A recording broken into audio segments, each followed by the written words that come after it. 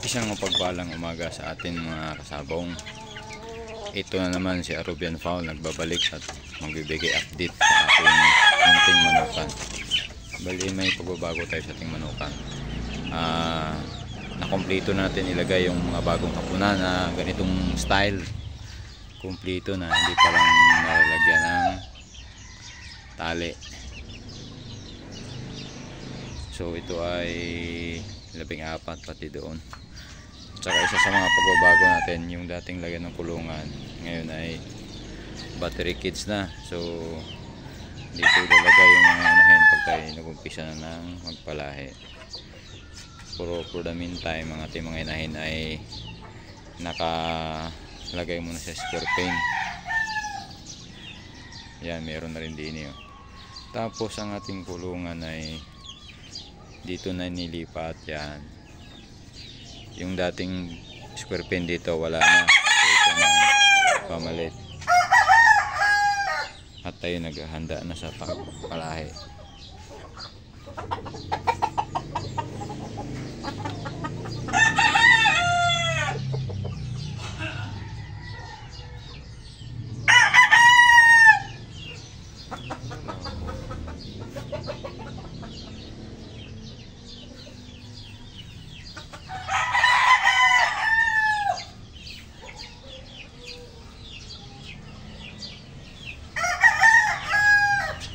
Pati ito ay kukulayan ko pa ito mga kasabong.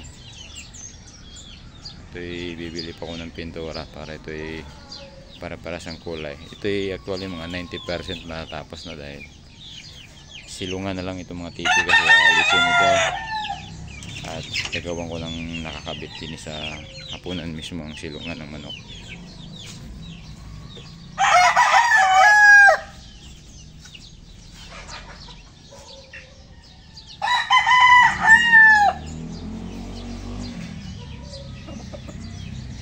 Tsaka ito, tangkal na lang kulang dyan.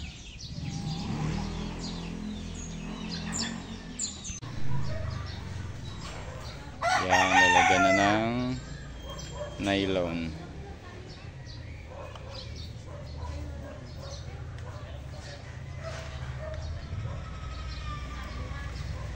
Yung may plies pag mahirap higpitan. Pang habang dinudukdok ipitin mo yung dulo. Mahirap tali yan, lalo na kaya napakahirap lalo pag malaki. Yan.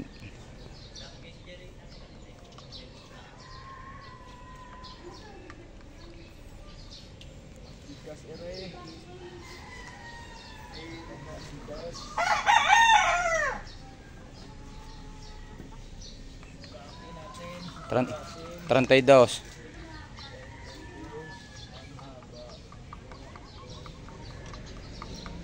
Diretso na baon.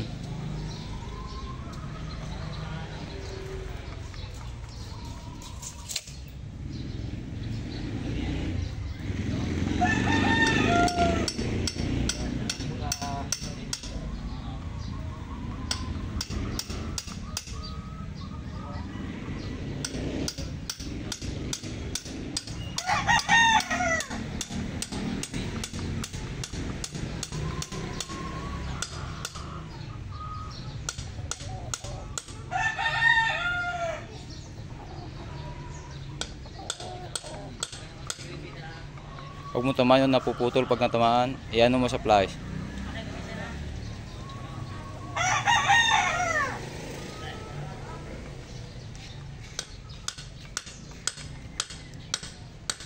Uy, nakasahod na ako? Nung 2 linggo na. Nung nakapirma ka na ka? Saan? Sa tupad. Hindi, nagbigay lang ako ng ID doon. Napakatagal na. Dito kami matagal na rin nagbigay, tapos nagpirma kami, nagwalis kami ng ilang beses. Nabigyan ka ng damit ng kulay pula? Oo nga, kaya ka nakita ko eh. Meron ka ng damit ng kulay pula? Hindi, wala nga. Nakita ka nga kasi, kaya kita tinanong. Ay ano?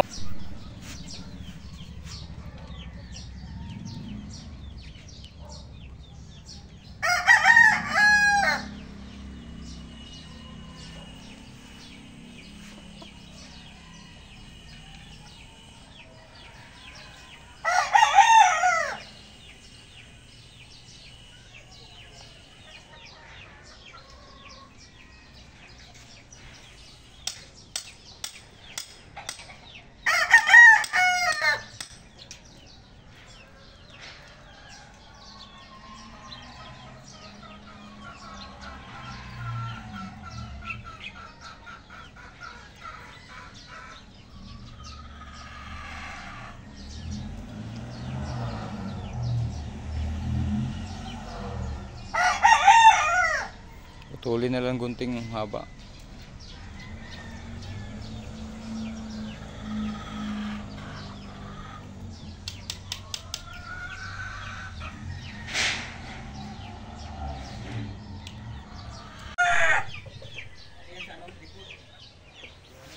Nabidyohan ko na kanina.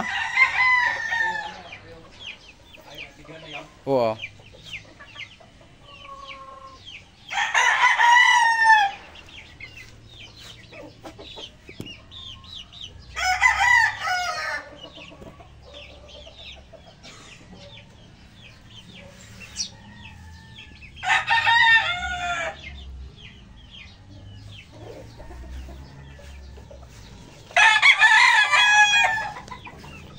Finish na.